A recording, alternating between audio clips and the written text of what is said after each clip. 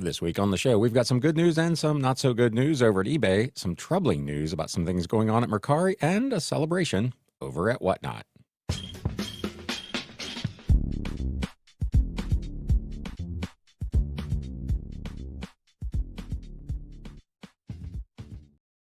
What is up, Galaxians? Welcome to episode number 276 of the Galaxy CDs, Rocks, and Flips Reseller Talk podcast. My name is Ryan, and I have got a bunch of stuff to go over today. We got a bunch of news from eBay, Mercari, Poshmark, and more.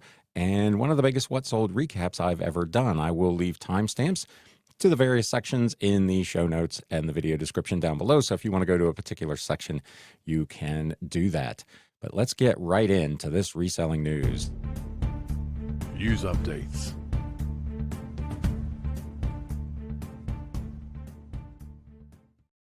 We're going to start with some good news. eBay has added PSA Pop data to the app, which gives collectors seamless graded trading card experience. This is really a nice addition for buyers and sellers of trading cards. This article appears over on Value Added Resource, and of course I will link to these as well in the show notes and the video description down below. Trading card enthusiasts now have access to PSA Pop data for graded cards directly through the eBay app, thanks to a new integration and ongoing partnership between the companies. PSA CEO Nat Turner announced the news on X, showing screenshots of what the embedded experience looks like. If you're watching on YouTube, you get to see these. If you're listening to the podcast, you'll have to go online to search for this over on Nat Turner's account over at X, or if it's live, you can check it on the eBay app. But essentially, you can now check Pop reports without having to leave the app. It's going to integrate directly into the app, which is really cool. Where applicable, you'll see a notice in the conditions section of the listing that says check PSA data. And again, there's an example of what that looks like. If you're watching on YouTube, tapping that link pulls up the full details from the PSA registry without ever having to leave that listing. And then it shows you the various information from PSA. So this is really, really cool for trading card, again, buyers and sellers both. Responses to the post were overwhelmingly positive, with some collectors suggesting the feature could even be used to help notify buyers and sellers when the certification for a particular card has been deactivated, which would be helpful.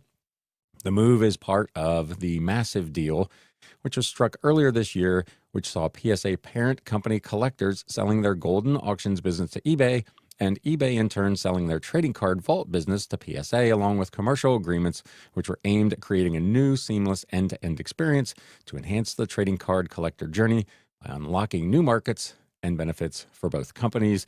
This is one of the first big tangible results of that partnership, and looks to be a really, really cool feature add. So credit to both of these companies for getting this done and getting it out there.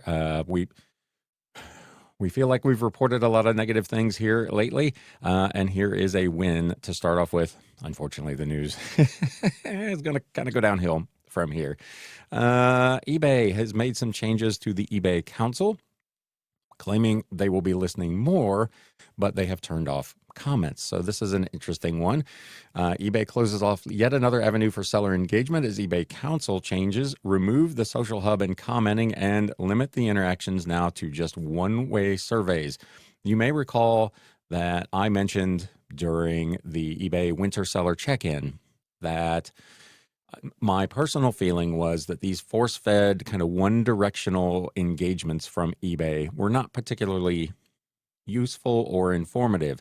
I would like to see a lot more interaction where they are actually taking questions, comments, feedback from users of the site and responding to them.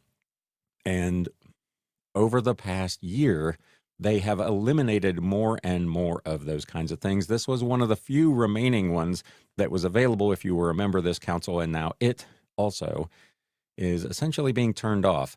The council was first launched in the UK in 2022, then expanded to the US, and was billed as a way for users to, again, have that two-way conversation with the company to help improve existing products and influence the development of new ones. You could, they said, take part in a two-way conversation between you and the eBay team, answering online surveys, joining group sessions. We want to give you the opportunity to be heard, learn about upcoming developments on eBay, and be part of their creation, have your say, and take part in shaping the future of eBay and get opportunities to meet and network with other eBay sellers. This all sounded great. I wasn't a part of it. If you were, let us know in the comments. If you're listening on Spotify or watching on YouTube, were you a member of this council? And what's your feeling on how interactive it actually was? Was it useful? Do you feel like your feedback was being listened to, or is this crying over nothing, the fact that this has gone away? eBay informed council members last week that they're making significant changes to the program, stripping away many of the interactive and two-way aspects of the member hub, leaving only the opportunity to participate in individual surveys and research going forward. Bizarrely, the article says, eBay's explanation of these changes tried to paint them as listening even more, despite the fact that users will now have less opportunities for two-way engagement or to interact with other council members in the comments of the social community of the hub. Now, to be fair, if the intention is that eBay is going to poll these members through surveys much more frequently and ask a lot more questions and take a lot more feedback, I can see a potential opportunity for them to actually get more information with less interactivity, if that makes sense. But there's no indication that that's what's going to happen. So this will be really interesting to watch how it plays out. Again, if you're a member of this council, let us know. They said the social community for posting updates, polls, and inviting your comments will no longer be available as of December 31st of this year. We invite you to continue interacting with other eBay customers by joining our broader global community at eBay, or rather community.ebay.com, where you'll be connected to a network of other buyers and sellers across eBay. And to stay up to date on activity, we encourage you to follow us on social media to view all our latest content. So they want basically for your interaction to go into the wider community on the eBay community boards, which seem to be largely ignored by eBay anyway. The standard response to most of the things people post over there is that we'll escalate this to the appropriate team for action, and then you never hear about it again. So let me know what you think of this change. Were you in this program? Did you use it? Did you find it useful? Again, I will stand by my previous thoughts that eBay should be, all of these platforms, to be fair, I said the same thing when David Lee was on this show, should be seeking more interaction, more partnership with their users, both buyers and sellers, to make the site better for everyone involved. And in every case here recently, eBay has actually gone in the other direction and taken over more control of the flow of information in both directions, which I don't think is particularly helpful. You can let me know what you think in the comments. What do we got here? I'm halfway down the page already. Let me scroll back up. Okay, so we had talked about some time back the changes over in the UK, where eBay was going fee free for private sellers, and that one of the big other shoes to drop, as it were, was that after the first of the year, eBay was going to start charging fees to buyers, much like Mercari does. Now there have been some additional changes come down the pike for private sellers, which are not quite so attractive. This first one, private seller funds will be now held until delivery as fee and payment changes continue over in the UK. They just dropped, this article says, the other shoe on private sellers, revealing the cost of fee-free selling will be longer wait times to get paid starting February 4th, 2025 for existing sellers, and starting December 4th of this year for new sellers, which was a couple of days ago as I say and record this. So this is already in place. If you're a new seller, you're going to start to experience it. If you're a UK seller in February and have been on the site for some time. The change to payout processing was tucked inside today's payment terms of use update, with this section added stating proceeds from the sales of private or non-professional sellers become available for disbursement after the item is deemed delivered to its shipping destination as detailed on this help page. So previously, like all sellers, as soon as the payment was made, you more or less had access to your funds. They were usually, there was a 24 to 48 hour lag time before you could actually remove those funds and deposit them in your account, but they were available to you at that point. That is no longer going to be the case if you are a private seller in the UK. The fees will not, or the money, the proceeds will not be available to you until after the item is delivered. So unlike Mercari, where there's also an additional wait for either 3 days to pass or for the buyer to rate you, at least once the item is marked as delivered, you'll be able to access your funds. If you're a business seller, as defined in our business seller policy, proceeds from your sales on eBay typically become available for disbursement within 1 business day of confirming the buyer's payment, which that is the way it has always been. So that part doesn't change. So if you are a registered business seller, which is one of the things they've been trying to get people to do over there, is to properly register if they're business sellers, you'll still have access to your money essentially within 1 business day. On or after February 4th, 2025, eBay will typically make the sales proceeds of private sellers available after the order has been delivered or otherwise completed, unless subject to a hold. They have left themselves a lot of wiggle room in that statement. Typically, will make proceeds available, and unless there's a hold. So quite a bit of gray area in there, so it could be even longer. We'll use the following criteria to determine when an item has been delivered. For tracked deliveries, funds will be available 2 calendar days after we receive confirmation from the tracked service that the delivery was successful. So again, a couple days after. It's not immediate, it's not instantaneous. You're going to wait a couple of days, which is still better than the Mercari 3-day deal, but still a bit lengthy. For local collection, funds will be available after you exchange the 6-digit code or QR code with your buyer. If the item includes authenticity guarantee, funds will be available after the item is successfully authenticated.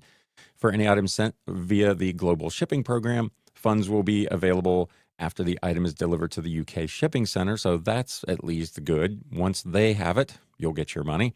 For untracked deliveries or tracked deliveries when there is no delivery confirmation, funds will become available 14 calendar days from the date of the order. So that could be quite a bit of a wait.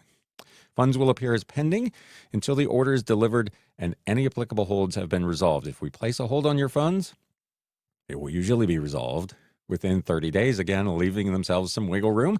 But in rare circumstances, it may take longer. You can use your pending funds to buy postage labels and give refunds to the buyer. So you'll have access to those funds to do some things within eBay itself, but not to actually cash them out. To get your funds faster, we recommend using Simple Delivery or other eBay postage labels, which include tracking and sending your order as soon as possible, of course, after the buyer pays. If you're wondering what Simple Delivery is, that is the next thing to drop for private UK sellers. eBay Simple Delivery is managed shipping, and that goes into effect in Q1 of 2025. Again, this is in the UK only. I cover this for 2 reasons. One, I do have quite a few viewers and listeners over in the UK, but the UK and to some extent Germany and the EU more broadly tend to be test beds for things that eBay is thinking about doing globally or in the US. And they can try it. They can test these things in smaller markets to get a feel for how they work or don't work in some cases, before they bring them to the main site. So these things, while they may not affect you today, are important to kind of know about what's going on, so you can be at least thinking about what could potentially be coming down the pike in the US. Private sellers in the UK will be required to use eBay's Simple Delivery Managed Shipping service for eligible items starting in Q1 2025 as part of a larger consumer-to-consumer initiative. And here's what we know so far about the program, says Liz over at Value Added Resource. Simple Delivery was introduced back in May and was initially limited only to clothing sales, which caused some to speculate the program was designed specifically to compete with Vinted over there. However, eBay quickly expanded the program to include most categories on the platform, though it is still limited to private sellers and is not available for business sellers. So again, part of the cost of not paying fees is that you're going to be more and more constricted in how you can operate your, I don't want to call it a business because you're a private seller, how you can do transactions, how you get paid, how you ship, and so on. So this is essentially a quick breakdown of how it works. eBay will automatically select the appropriate postage options so you don't have to waste time getting out the tape measure and scales or worry about making a costly mistake. Your buyer will have the flexibility to either choose a standard or express delivery option at checkout. After the item is sold, you'll be provided with a printable label and a printerless QR code. For clothing items, you'll receive a pack link label, and for all other eligible categories, you'll be provided with a label from eBay. Generate the label or the QR code from your account and follow the instructions to drop the item off at the nearest carrier location. All items with simple delivery will be tracked and fully covered. It is available for eligible listings by private sellers on the ebay.co.uk site. Labels are only available for domestic deliveries within the UK. So this does not apply to international orders that go through their global shipping program over there. Basically, what's going on is eBay is automatically deciding which options to show on the listing, and the buyer pays whatever rate is shown with that money going directly to eBay. And then eBay provides you with a prepaid label and pockets any difference that there may be between what the buyer pays and the rates they have negotiated with the shipping carriers. I talk about shipping all the time and how I, on, for instance, USPS Ground Advantage, don't pass along my discount. It's unclear here what eBay is going to do, but they may, in fact, be doing the same thing. They may be charging retail rate to the buyer, and then, of course, generating the label based on the commercial rates that they're available to them and pocketing the difference.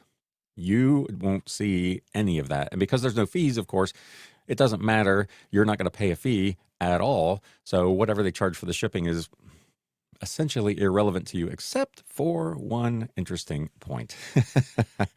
In a way, this is similar to prepaid shipping requirements eBay added to the Authenticity Guarantee program for sneakers, where buyers are just charged a flat rate $14.95 shipping, and eBay provides the prepaid label to the seller to ship the shoes to the authentication center.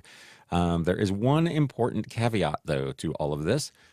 The bad news is it appears the sellers may be on the hook to refund the shipping on returns, even though that amount actually went to eBay. I don't know how they're going to sell this one. This seems problematic to me. What happens if the buyer wants to return an item? This is from eBay's Q&A on this, FAQ, if you will. Should the buyer request a return, you may be responsible for refunding the buyer any outbound delivery costs for the label provided to you, including for express delivery, in addition to the item cost. I would really be up in arms about that. So I sell a $25 item and the buyer selects express delivery, which is maybe another $10 or $12. Then they don't want to return the item. I never got the 10 or 15 or whatever for the shipping. Now I'm paying for the shipping and refunding the money. I'm a net loser on that deal by a pretty significant margin. So this is going to be really interesting to watch. They leave themselves some wiggle room. They say you may be responsible. I guess if I want to give them the benefit of the doubt, this may be a case where you would be responsible if you had materially misrepresented the item not as described, as it were, or the item was broken or damaged or whatever, that you may be on the hook in those instances, but this is not real clear. And if I was a seller in the UK, I would absolutely want a lot more clarity on that. So be aware of that. Couple of big changes happening over in the UK. Moving on to a little bit better news, Whatnot just celebrated their 5-year anniversary, and they're rolling out some new options. A new flash sale will be coming, and some new reward options for people who are able to participate in their rewards program. Live selling platform Whatnot is celebrating their 5-year anniversary, marking the milestones with reflections from sellers and employees. Let's give it some applause. Congratulations to Whatnot. My experiment on Whatnot, for those of you who are interested, continues apace. I did 2 shows last week. One was not so great. The other one was my best show ever over there. Still not great money, but still kind of moving in the right direction. So we'll see how it goes. But last week was other than a technical glitch. If anybody came to the show on Friday, Whatnot completely locked up, would not allow me to add an item, edit an item, run an item. I had to essentially close the show, create a new one, move all the remaining items from the old show to the new show, and then start again, which of course caused problems for shipping because Whatnot registered that as a completely new show. So people who bought multiple items had to pay that first item shipping cost twice, which was kind of messy. So again, they all have their issues, but that was a weird one. There were several sellers who were on that show who said they'd never seen anything like that before. So anyway, but they're celebrating their 5-year anniversary.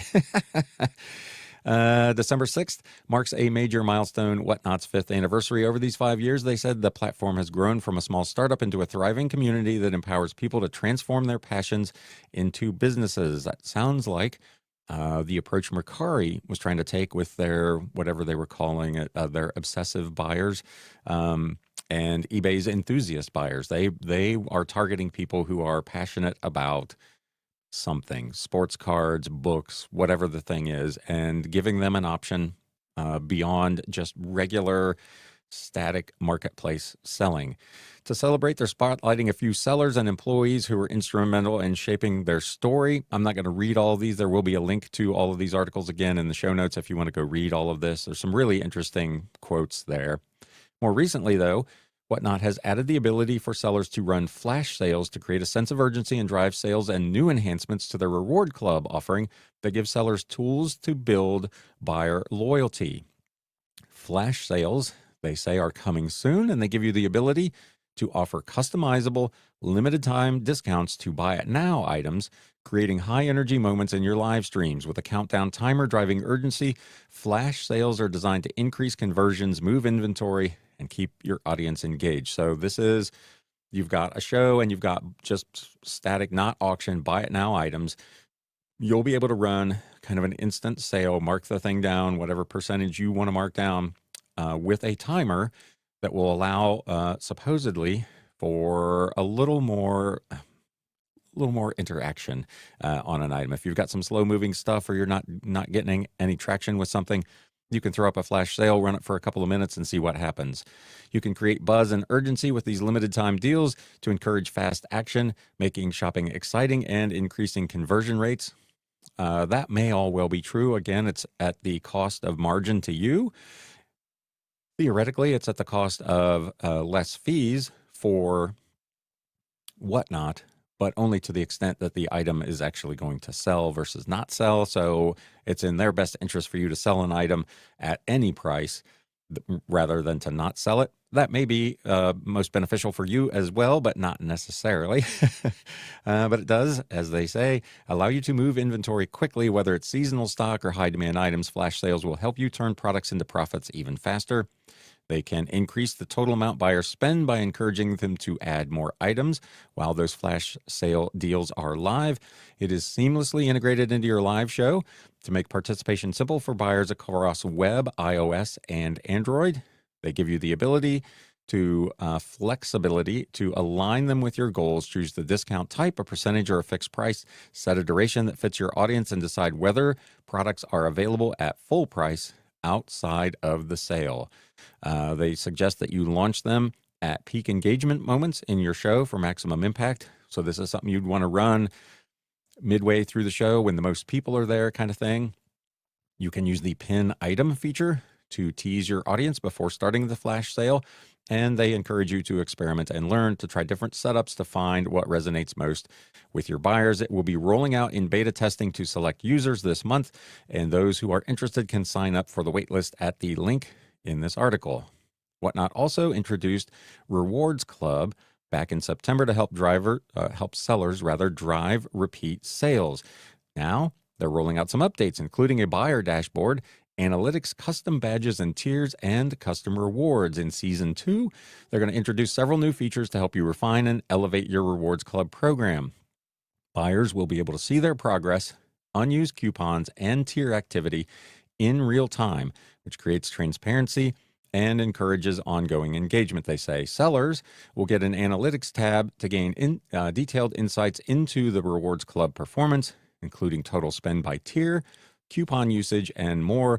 You can use this data to fine-tune your program to maximize results. You'll be able to do custom badges and tier names. This will be in beta. Personalize your Rewards Club experience with branded visuals and tier names that reflect your community's identity, which is kind of cool. And there's also a beta program for customer rewards. You can have unique rewards like a branded item or exclusive experiences. It's currently in closed beta, and the feature will be rolled out to more sellers soon. So Whatnot continues to innovate and try new things. So hat tip to them. That's all great news. Congratulations on 5 years, and hopefully my journey with them will continue. Now to some really troubling news. So Mercari's a bit of a mess right now, to be fair, and they're really, really tinkering with offers. We talked a couple of weeks ago about the offer percentage having been changed, and there was a lot of squawking about that, and they have since rescinded that situation and gone back to the original offer percentages. But they are doing something else kind of under the hood, which, if you're not paying attention, could cost you a significant amount of money. The discount shenanigans are back, Liz says, as Mercari stoops to dark pattern design practices, trying to trick sellers into giving larger discounts on offers and hoping they won't do the math as pressure to show Q4 GMV growth mounts. Like we just talked about, in the run-up to Black Friday and Cyber Week, sellers were dismayed to see that Mercari had changed the way promote and offers functions worked, raising minimum discounts required from 5 and 10% to sometimes 20 or 30% or more on some items. I checked this on my account. I did not have this issue, and I talked to several other sellers that were not seeing this, but I did talk to some who were. So this was not consistent across the platform, or it was maybe tied to specific types of items. Again, they weren't real transparent about how it was, why it was implemented, which things it was implemented on. You just kind of saw it or didn't.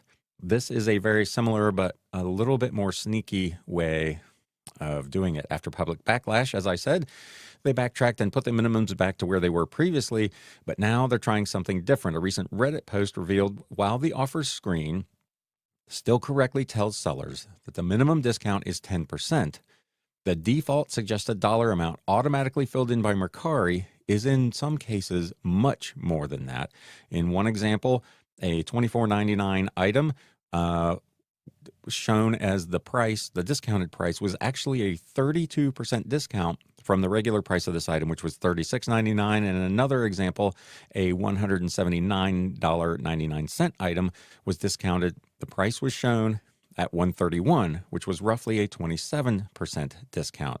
So I did check this on my Android, and I found this to be the case as well. I had an item that was listed in my shop for $15.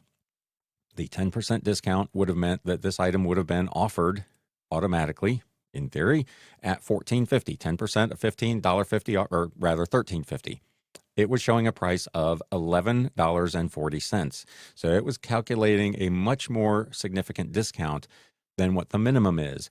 And if you're in the habit, which a lot of us would be, of just assuming that that price that's popping up there is the 10% because that's what it's always been, you may be sending out offers that are significantly less than 10% and not realizing it. So be sure to look. If you're on Mercari and you're sending offers and you want to send a 10% off offer, do the math. Look at the regular price of your item and what that suggested current discounted price is to make sure that you're giving the discount that you intend. One user wrote in on Reddit, "This one flew under my radar, probably because I have hundreds of listings. Consider it a warning if you didn't know, or a reminder if you did. This listing is a few hours old. This is the first markdown Mercari suggested. It used to be 10% down, suggested for every markdown with the corresponding price. Now the platform has begun suggesting much larger discounts with the disclaimer notice that your discount has to be at least 10%. That was always true. And if you tried to put in an offer that was less than 10%, it wouldn't let you. You'd get a warning that the offer had to be less than that. Now it's showing a huge, huge discount in some cases. When I knocked $4 off, the platform did allow that edit, which means they're hoping you don't notice that their numbers are shaving off more. And again, they used the example of a roughly $180 item that they were showing a suggested offer price of $131. The user said, "Not sure if it's a glitch. or a new rollout, but you need to be aware of it. Uh, Liz points out that trying to trick sellers into giving larger discounts up front is particularly egregious when you consider the way Mercari offers work, which has been a point of contention for many Mercari sellers for a long, long time.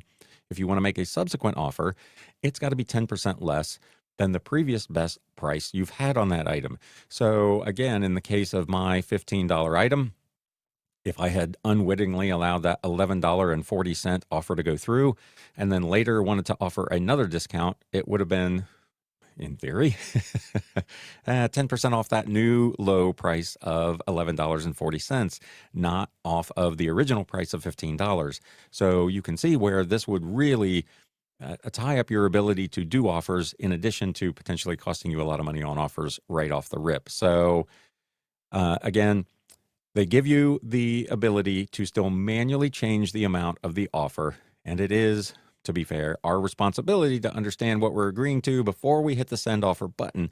But it feels like they know that a certain amount of sellers are just not going to look at that. They're going to assume that that price that's already automatically filled in there is in fact that 10%, and they're just going to send the offer. So let me know what you think of that. Mercari, I did sell a couple things there last week. It continues to be, unfortunately, a fairly frustrating place to sell. If the listings weren't free and the fees weren't free, it's rapidly approaching a place for me where the juice isn't worth the squeeze. Let me know what you think. It seems like there's been an exodus of both buyers and sellers, and stuff like this that's been happening over the last couple of weeks is not going to encourage either party to want to continue. So please feel free to chime in the comments. But I like Mercari. I like some of the things they're trying to do over there. I like the idea of another platform being available, but it's become increasingly difficult to maintain enthusiasm, let's say. Poshmark is teasing a new bidding experience for Posh Show's live stream shopping, and this may be in response to some issues they've been having over there. Poshmark says they're testing a new bidding experience for Posh Shows, leaving sellers wondering if the platform is finally addressing long-standing complaints and allegations again of dark pattern design practices. The update was posted on the Poshmark blog and gave very few details beyond simply saying that a new experience will begin appearing randomly for some users over the coming days as they collect insights to shape the future of live shopping on the platform. I can't help but think that some of this is in response to, again, the continuing growth of whatnot in that space and the continuing push from eBay in that space as well. A new bidding experience, they say at Poshmark, we're always listening to your feedback and exploring ways to improve your live shopping and selling experience. Your feedback helps shape the future of Posh Shows. In the coming days, we'll begin slowly testing a new bidding experience, which will appear randomly in some Posh Shows as we slowly gather insights. Thank you for helping us shape the future of live shopping. Stay tuned for updates. That's it. There's no indication whatsoever of what it's going to look like, how it's going to operate, what the point of it is. They just say there's a change coming for some folks in some shows. So let me know if you are a Posh seller. Have you noticed any changes in the bidding process on your live shows? The lack of detail, however, hasn't stopped some sellers over there from speculating that it could mean Poshmark is finally addressing the problems of, quote, accidental bidding that have raised concern about intentional dark pattern design practices, which have been reported to the FTC and other relevant legal and regulatory authorities. A video which was posted by Posh Sidekick 3 months ago revealed troubling reports of problems with users, again, accidentally bidding on items they didn't intend to buy, with users saying bids are even sometimes registered just from opening the app without actually even viewing a Posh show. I'm not a seller on Posh. Let me know in the comments if you had experienced this either as a buyer or as a seller, where you've had someone reach out and say, although to be fair, we get this all the time, I guess, that they didn't mean to make this purchase. I don't know whether this would be like an intentional practice. That seems like a big leap, or a glitch, that something is triggering bids to register when people are doing otherwise innocuous activities. But it's a very, very strange situation. Once a bid is placed, it is supposed to be binding according to Poshmark's policies, but there's not a good way for sellers to help buyers in this situation since canceling unintended orders may negatively impact the seller's account.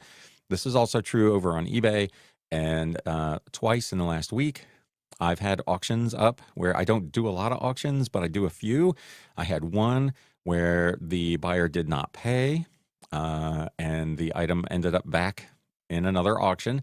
And I had another one where at the last moment, the buyer requested that their bid be canceled. Bids are supposed to be binding between the seller and the buyer, but it continues to be a weak point for many of these sites.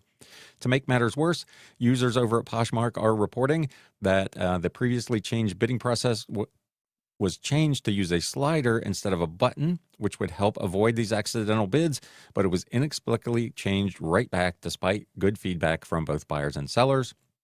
Meanwhile, over on Reddit, people have been sharing their accidental bid horror stories. I hate that Poshmark doesn't have a two-step confirmation to allow you to confirm your bid. It feels like it's done on purpose so they can make their 20%. That would be helpful if you just added a second step, just a quick button press that says, yes, I intend to make this offer and I really want to buy this item. Another user wrote in, I've seen this happen over and over again, and I don't understand how the accidental bidding is even occurring. I'm starting to think it's intentional. This happened to me. I remember scrolling through the shows just to see what they were about. And the next thing I know, I noticed that my Poshmark redeemable balance, I'm also a seller, was less than it should have been. So I checked my purchases, and dang, if there wasn't a tank top that I did not buy, it was for a little girl, and I have boys, LOL. Still have no idea how it happened. So let me know again if you are either a buyer or a seller on Poshmark and have seen these accidental bids occur. This one caused a little bit of fury, but it probably shouldn't cause a whole bunch, really, in the end. Pirate Ship is announcing mandatory two-factor authentication verification.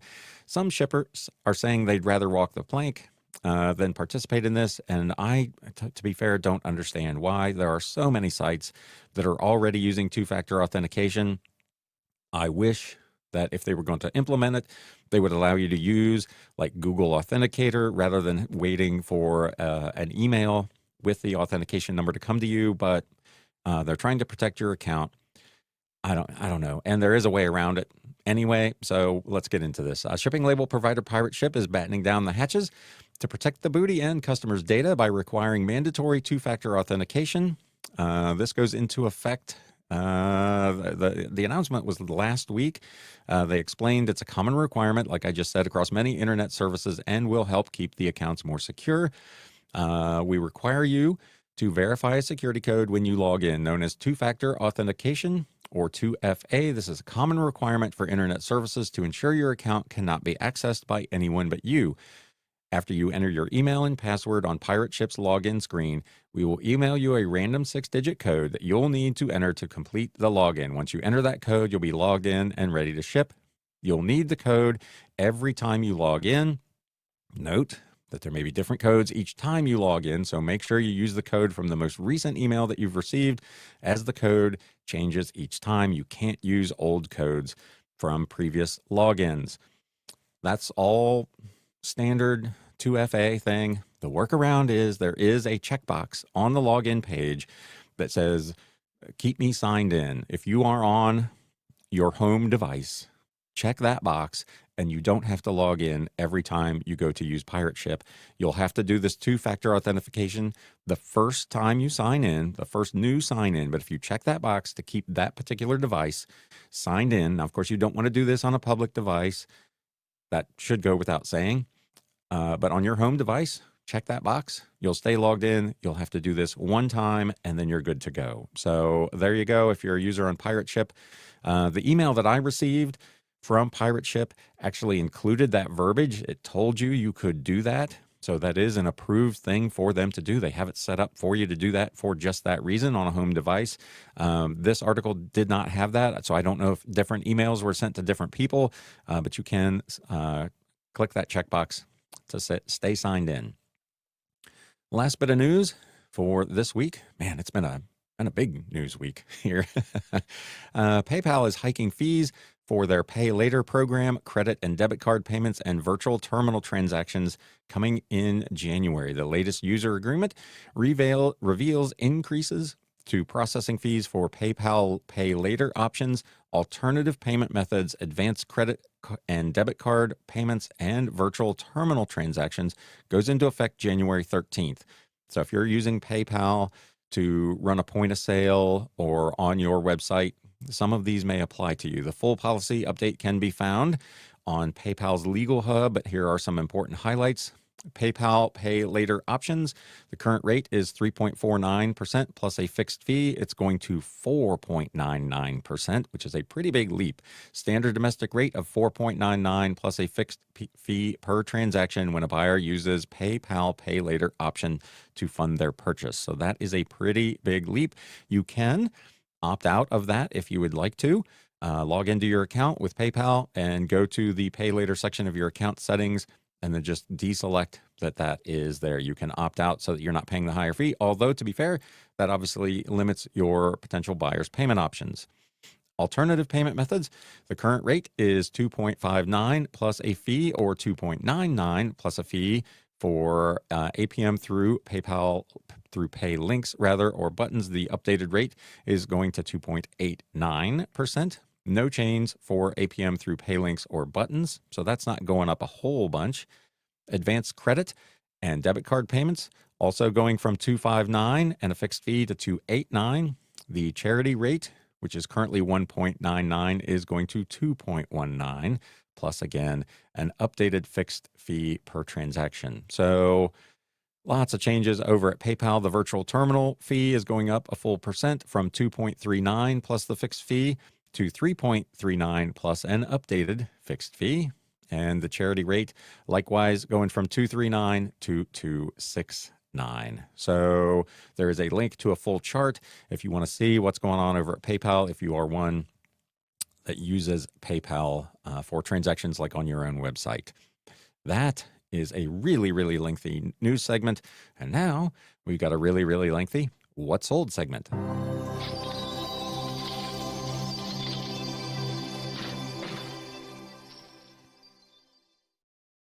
I need a drink of coffee. Whew, that was a lot of talking. So I'm going to go through these with a little more quickness than I normally do because there are so many. I think I've got 20 here. So this first one, these are mostly books, but there are a couple of interesting things here. A lot of stuff in this just over $20 range. I did put a post up both on Instagram at Galaxy CDs Rocks and in the community portion of YouTube where I talked about sales and sellers. I continue to hear a lot of sellers talking about sales being tough. And one of the things that we can control is the work that we put in. And I posted 770 some listings last month across multiple platforms. I sell on 4 platforms. So I put in some work, but the result was that I had my best November ever in 5 years of being a full-time reseller. So there is still opportunity out there. It is not as easy as it was in the COVID days, for instance. I've talked about that previously. That was kind of the heyday. It was pretty easy. You could just throw anything up there and expect it to sell. Now that's not so much the case. You've got to put in the work. You got to have good items. You've got to have good listings. You've got to have competitive pricing. You've got to have things that people want or need. And you've got to get them listed. If you've got a giant pile of stuff that is not being listed and you're not putting in that effort, your results, you will get out what you put in. And if you're not getting that hard work done, your results may be suffering. There are some categories right now that I know just aren't doing as well as others. So some of this is out of your control, but all you can control are the things under your own behaviors, your own actions, and building good quality listings, and lots of them is one of those things. I'll get off my soapbox now. And let's get into this. This first item is a book, Letter from New York, BBC Woman's Hour broadcasts by Helene Hanff. It's a first edition hardcover with its dust jacket from 1992. This sold on eBay It got a watcher. It was $23.99. I sold it for $20.39. It was part of a big lot of books I bought. My net cost was just 50 cents on this, so a $20.39 sale led to a $13.97 net profit.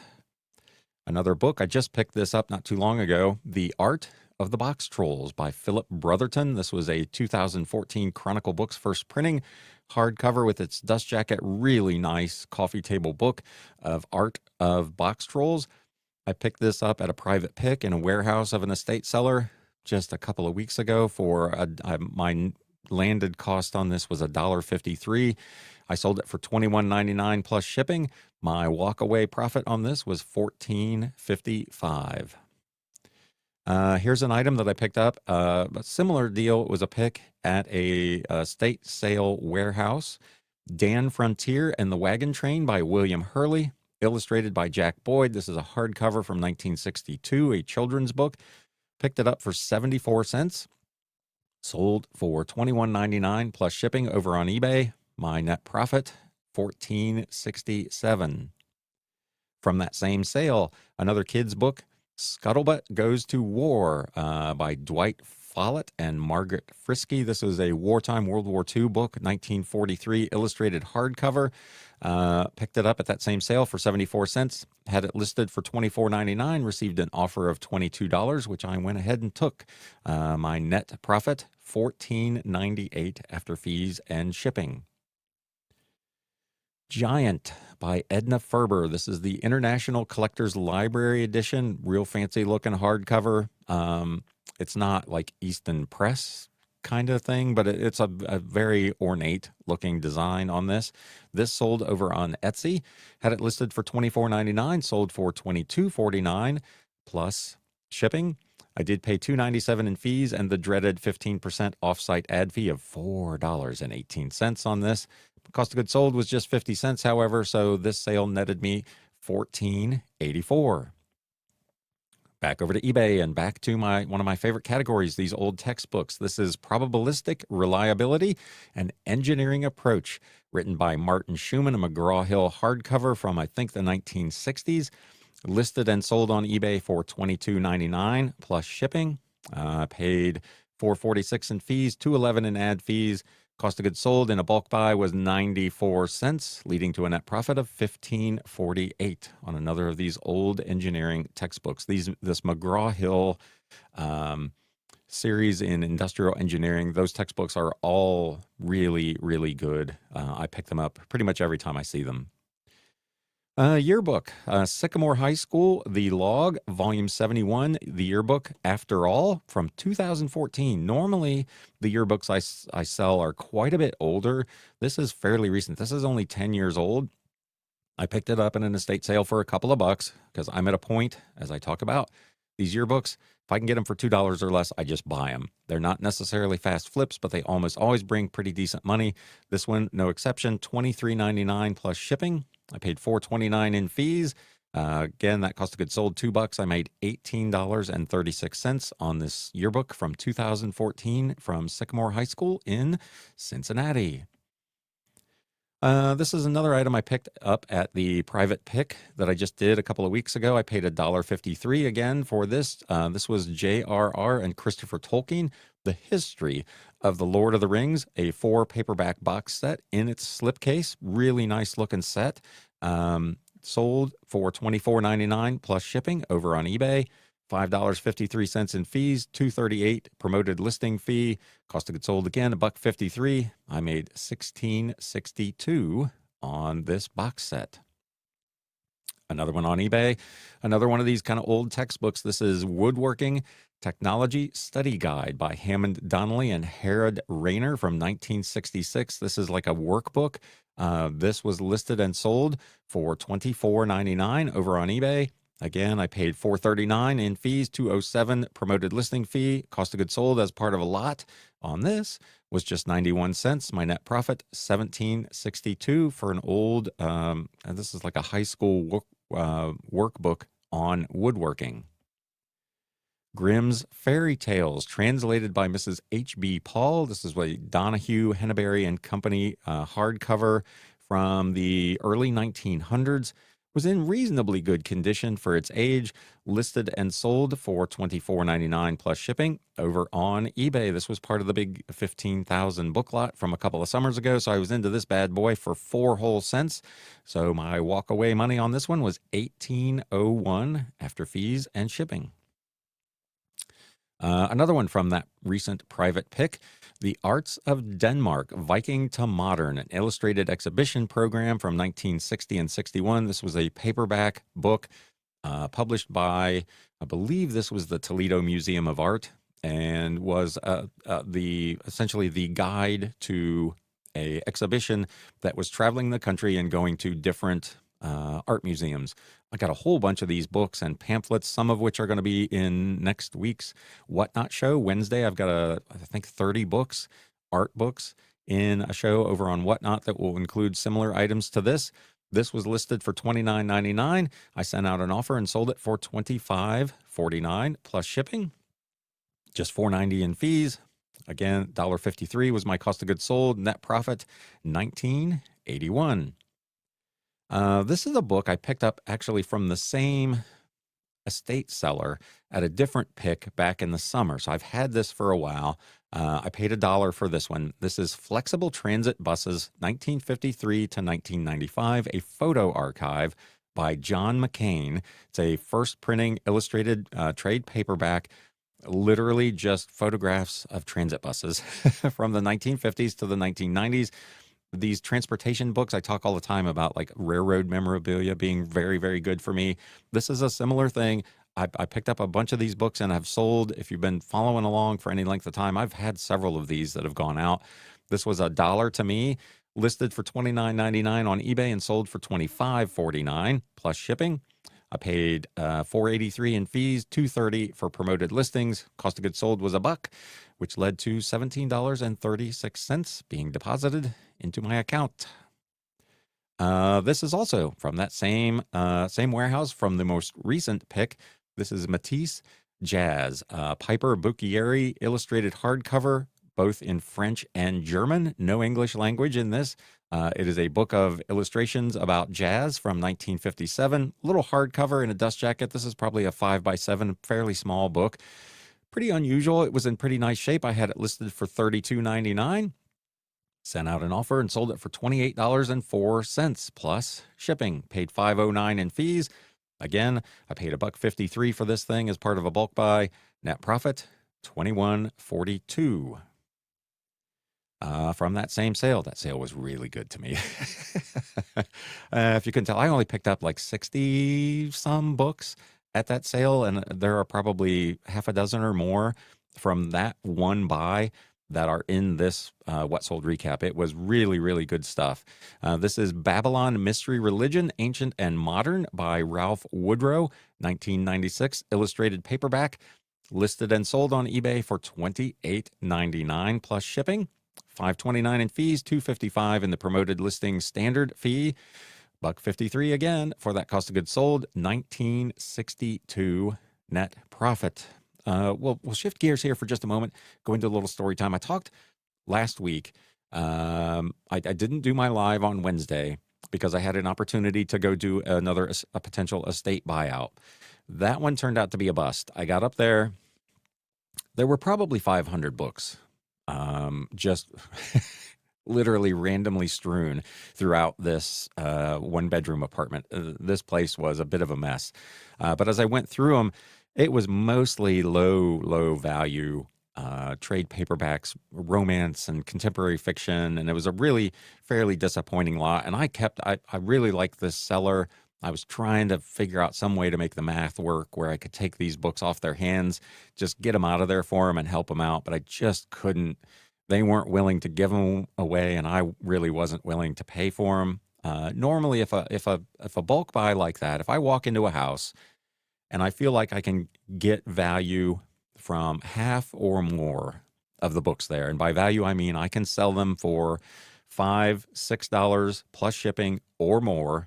If I can do that with half the lot, I'll usually make an offer on the lot. If it's less than 50%, I'm probably not really interested because there's going to be too much work involved with low value books that I'm just not going to be able to sell. So I tend to not offer on that. This particular apartment, my best guess was there might have been 20 books, maybe 25 out of the entire 400 or 500 that were in this apartment that I really wanted. And I did offer to, there was an assistant there. She couldn't actually agree to a price.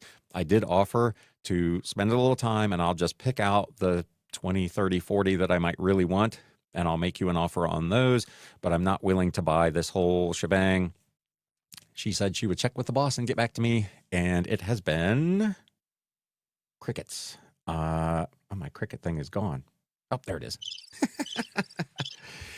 I never heard back. So that ended up being a waste of 3 hours, 4 hours with travel time. Then I was supposed to go to Cleveland on the weekend to pick up a big lot of military books. I talked about, I went up there a few weeks ago, bought a big lot of science fiction books, and the guy had all of these boxes full of military books, and he said he didn't know what to do with them. And I said, if you want to do a similar kind of deal on these books, I'll be more than happy to come back up and take these off your hands. He reached out to me last week, said that he was interested in doing that. I made him an offer that was actually significantly better than what we had agreed to on the science fiction books, because I thought these books might have a little bit more value. He initially agreed. That sounded like a good deal. He was going to pack them up and get them ready for me. About 8 hours before I was supposed to go, I got a text that he has decided to try to sell them himself individually. So I planned my whole week essentially around these two potential big buys, and neither one of them turned into anything. So that's kind of, this particular buy that I've been talking about all day here, really, really good. Got a bunch of great books, doing really well with them. Here are two instances where you went, you put forth your best faith effort, and it ended up being a nothing burger. Anyway, moving on. This is another book from the big 650 odd book lot that I bought back at the end of summer. West Virginia, The State and Its People by Otis K. Rice, a fourth printing illustrated hardcover from 1979. Listed on Etsy for $33.99, sold as part of my 10% off sale for $30.59 plus fees. This one again was part of the 14% off-site ad fee, so I did pay $5.40 in ad fees plus the regular $2.73. Still in all, my net after cost of goods sold of just 38 cents was $22.08 for this book about West Virginia from 1979. Another one on Etsy. This is from that same big buyout that I did. Catfish by Edith Thatcher Hurd. It's a Viking seafarer first printing illustrated paperback children's book from 1971. Fairly mediocre condition, but a pretty unusual piece to find a first printing of this listed and sold. This sold actually to someone in the UK, if I'm not mistaken, for $39.99 plus shipping. The shipping for me was just $4.63 to get it to Etsy. Did not pay any offsite ad fee on this, so that was kind of cool. Total cost $12.81, net profit $35.38. Another one on Etsy. It was my best week on Etsy, actually, in quite some time. I've had a couple of sellers reach out and say that Etsy is not doing well for them at the moment. Knock wood, last week was fantastic. I think I sold 18 items on Etsy, which for me is more than double what I would normally do over there. So I was really pleased with how Etsy went. This is How to Bag the Biggest Buck of Your Life by Larry Benoit from 1975. Second printing, illustrated hardcover with its dust jacket. Had it listed for $49.99. It's a fairly unusual book. 10% off. Sold for $44.99 plus shipping. This also, unfortunately, was an offsite ad sale. So $4.96 in regular fees, $7.44 in the offsite ad fee. My net profit, $32.09. This was part of a big lot of books that I bought for 50 cents a piece. Back over to eBay and back to the private pick that I did about 2 weeks ago. This is the Complete Encyclopedia of Elves, Goblins, and Other Little Creatures. Big coffee table hardcover in its dust jacket. Fairly unusual book these days. Was from, I want to say, the late 90s or early 2000s. This also sold, I believe, I'm trying to think where this one went. This may have stayed in the U.S. I had another one I know that went overseas that the buyer paid a fortune in shipping for, because this is a big, heavy book. This was listed and sold on eBay for $59.99 plus shipping. This may have, because this went through eBay's international shipping programs. I think the total that the buyer actually paid for this book was well over $100 when they paid the international shipping to eBay. You don't see that in your fee breakdown, but nonetheless, $59.99 plus domestic shipping to get it to eBay, $7.63. The order total that I saw for the customer on my actual data sheet, $74.38. I paid $9.50 in fees, $4.73 in ad fees. Total costs, $29.63. My net profit on this big book about elves and goblins, $44.75. This was an interesting one. So this I just picked up as part of the big 1,800 book lot for 50 cents. It was a little like vinyl binder from the New York Philharmonic, and inside the binder was 10 programs from the Leonard Bernstein New York Philharmonic from October through December of 1964, part of season 123 of the New York Philharmonic. Really interesting set of programs of the various symphonies that they were going to play on these various weeks at the end of 1964. I didn't see anything like this out there. I initially ran this at an auction and didn't get a buyer, so I listed it for $74.99 for these 10. They're like 4-page, 5-page programs. They're really small, 10 of them in this little binder. I got an offer of $64 on this thing, which I went ahead and took because I own it for 50 cents. So $64 plus shipping. The buyer paid a total of $76.38. It was sold through a promoted listing, so $8.89 in fees, $5.35 in promoted listing fees. My cost of goods sold, again, 50 cents. $51.37 in profit on these 10 vintage New York Philharmonic programs. Unusual piece, stuck in a box because it looked like a book, and it was a win. This is, I believe this is our flip of the week. This is also from that private pick that I just did last week, Hitler's Forgotten Ally, Ion Antonescu and his regime in Romania from 1940 to 1944. This is a hardcover, was published fairly recently, but it went almost immediately out of print and is really, really difficult to find. Had it listed for $139.99. I believe I sent out an offer on this one and sold it for $118.99 plus shipping. My cost of goods sold was just $1.53. I did pay extra to have this insured because it was over $100. So I did lose a little bit of money on the shipping, but all in all, this item netted me $88.60. So if you see this book out in the wild, Hitler's Forgotten Ally, be sure you pick it up. And that is, in fact, the flip of the week. And that is going to put a wrap on another very long episode. If you've stuck with me all the way to this point, thank you. I appreciate you. As I always say every week, I appreciate everybody that comes out and spends a little bit of time with me on their Monday morning while they're working on shipments or working on listings or whatever it is. Hopefully you got something out of this. And if you did, if you're watching on YouTube, please do me a favor and hit that thumbs up button. If you're not a follower of the podcast or a subscriber or a member of the YouTube channel, please consider doing that. I would love to have you on board. I do these shows pretty much every week.